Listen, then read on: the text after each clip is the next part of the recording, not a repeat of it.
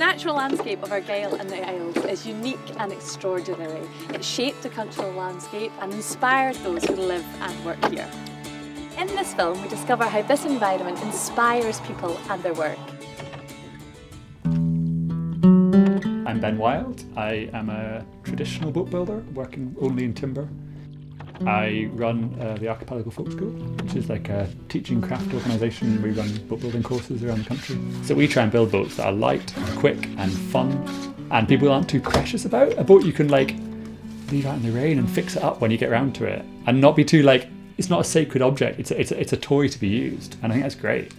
I think too often wooden boats are put on this amazing high pedestal, and it makes people much more cautious to get involved with them, but they don't need to be that.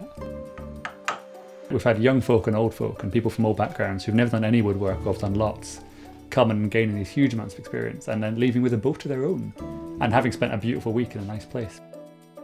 You won't find a better coastline to explore in small boats. We go and launch our boats on these beautiful, perfect white sandy beaches in the crystal water, and people, and the photos, you always get that comment, I can't believe that's Scotland, it must be the Mediterranean, but it's not, it's just here.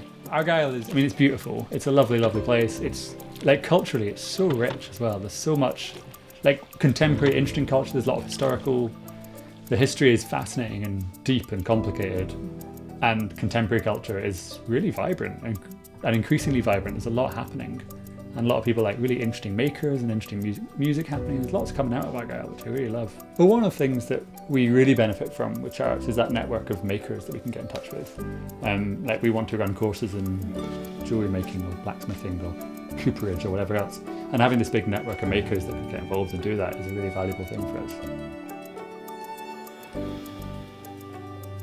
Heritage walking tours are inspired by the natural landscape that they invite us to explore. Places like Kilmartin Museum help people to learn about their natural heritage and landscape of Argyll. I think for anyone interested in prehistoric archaeology, a visit to Argyll is absolutely essential. Kilmartin Glen is one of the most amazing Bronze Age cairns in the whole of Scotland. It's the northernmost in the linear cairn cemetery. There's only two known cairn cemeteries in Scotland, one on the east coast and this one here. We have a lot of creative people coming to the museum to talk to us about the landscape and being inspired by the landscape.